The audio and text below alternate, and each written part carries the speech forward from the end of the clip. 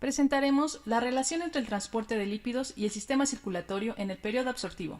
Empecemos definiendo lo básico. Es el periodo de consumo de alimentos, en el que la glucosa se obtiene de los macronutrientes. Considerando que se ha ingerido una comida con todos los macronutrientes necesarios para cubrir las necesidades fisiológicas, se tienen las siguientes características. Relación insulina-glucagón elevada.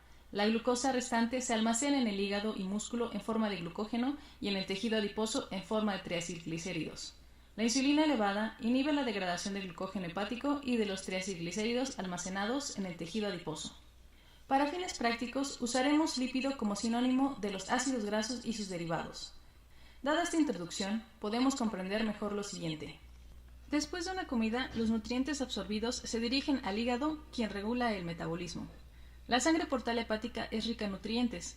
El sistema portal hepático lleva esta sangre al hígado. En caso del intestino específicamente, es la vena mesentérica superior quien se encarga de esto, dando al hígado prioridad sobre los nutrientes antes de distribuirlos al resto del cuerpo. Este sistema portal tiene fines valiosos. Por ejemplo, cuando se están absorbiendo los nutrientes, la sangre de la vena porta contiene una glucemia elevada que activa la secreción de la insulina. Influido por esta, el hígado retira y almacena el exceso de glucosa. Por tanto, la sangre que sale del hígado tiene una glucemia normal. Las venas hepáticas drenan la sangre del hígado al sistema circulatorio, por medio de la vena cava inferior, desde donde se transporta al corazón. Para entender mejor cómo difunden los nutrientes entre los órganos y vasos sanguíneos, es necesario saber que existen tres tipos de capilares. Los capilares continuos. Los capilares perforados. Por último, los sinusoides o capilares discontinuos que se encuentran en el hígado, la médula ósea, el vaso y algunos otros órganos. Sus células endoteliales tienen una separación amplia entre sí y suelen tener perforaciones grandes a través de ellas. Las paredes de las arterias y venas están integradas por tres capas denominadas túnicas.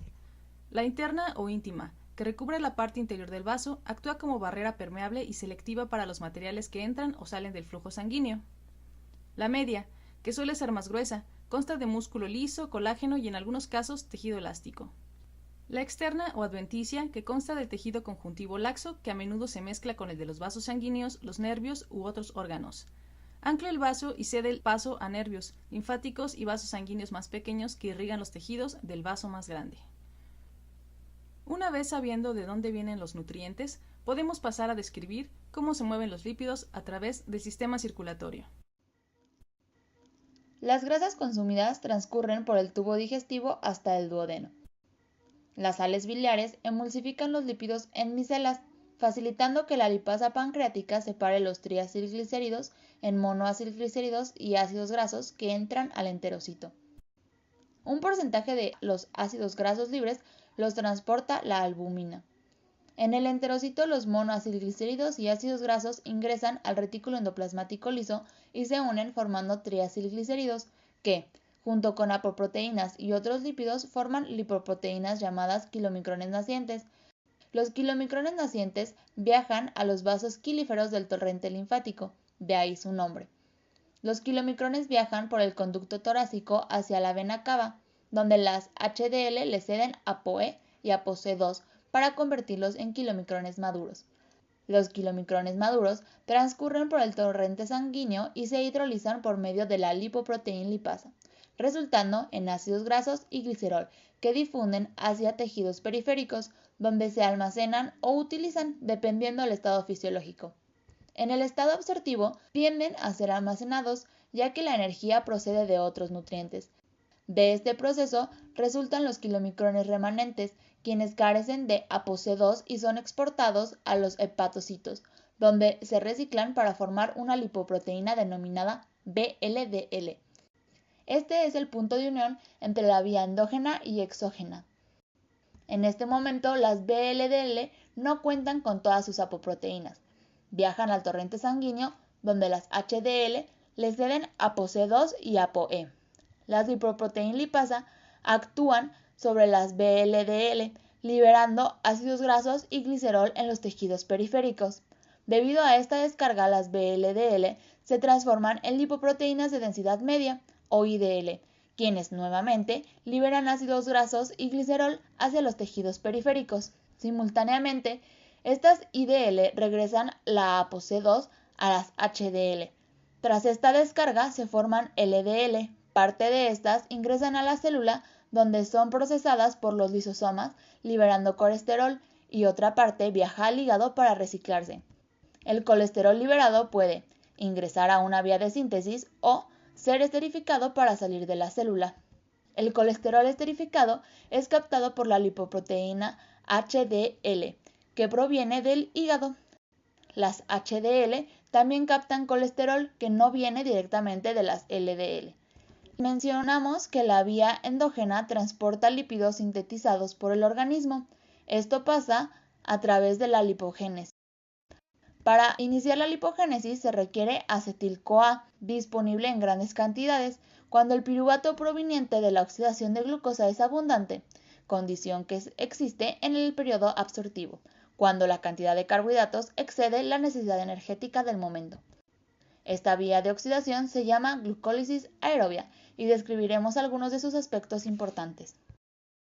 En el intestino delgado, enzimas descomponen los carbohidratos en monosacáridos, que difunden del enterocito al sistema portal hepático. La glucólisis consta de 10 pasos que transforman la glucosa en piruvato a través de reacciones de fosforilación, isomerización y deshidratación. Los primeros 5 son de inversión energética y el resto de recuperación. Entre estas 10 reacciones, las reacciones 1, 3 y 10 constituyen el control alostérico. Además del control alostérico, la glucólisis tiene el control hormonal y control por provisión de sustrato. El control hormonal está dado por el glucagón y la insulina. En el periodo absortivo, la relación insulina-glucagón es elevada y la actividad de la vía aumenta. En cuanto al control por provisión de sustrato, la actividad de la glucólisis depende de la disponibilidad de glucosa. En el periodo absortivo, después de una comida abundante en carbohidratos, hay gran disponibilidad de glucosa, por lo que la actividad de la vía aumenta. Una vez en el hígado, estos monosacáridos son oxidados para generar energía, cuando el estado fisiológico es de alimentación, como en el periodo absortivo. Parte de los glúcidos se almacenan en forma de glucógeno. La capacidad de almacenar glucógeno es limitada, por lo tanto, cuando existen excesos de glucosa, se llenan los almacenes de glucógeno, y esta pasa a ser almacenada como triacilgliceroles a través de la lipogénesis. Para iniciar la lipogénesis, se requiere transformar el piruvato en acetilcoenzima A por medio de la enzima piruvato deshidrogenasa. Si la actividad glucolítica está aumentada, también aumenta la acetilcoenzima A, dando inicio a la lipogénesis. La lipogénesis comienza en el citoplasma y se divide en 4 etapas. El acetilcoenzima A es expulsado de la mitocondria a través de la lanzadera de citrato. En el citoplasma, el acetilcoenzima A es transformado en malonilcoenzima A por la enzima acetilcoenzima A carboxilasa. La acetilcoenzima A carboxilasa es el punto de control metabólico más importante de la vía. El malonil y el acetil, proporcionado por la lanzadera de citrato, se unen para formar una cadena de 4 carbonos. Se adicionan 2 carbonos a la cadena de 4 carbonos, repitiendo el ciclo hasta formar una cadena de 16 carbonos, dando como resultado el ácido graso palmitato. En caso de ser requerido, la cadena puede alargarse o convertirse en un ácido graso insaturado, dependiendo de los requerimientos del organismo. Los controles de esta vía son el hormonal, que obedece a la relación insulina-glucagón, que regula la glucólisis, y la acetilcoenzima A carboxilasa. El control alostérico, ya que la acetilcoenzima A carboxilasa es una enzima limitante. Y, por último, por provisión de sustrato. La actividad de la vía está condicionada a la disponibilidad de malonil, que depende de la disponibilidad de acetilcoenzima A, condición que se eleva en el periodo absortivo. Los lípidos no pueden transportarse independientemente a través del plasma por sus características apolares. Requieren de un medio de transporte, las lipoproteínas, que varían en su densidad.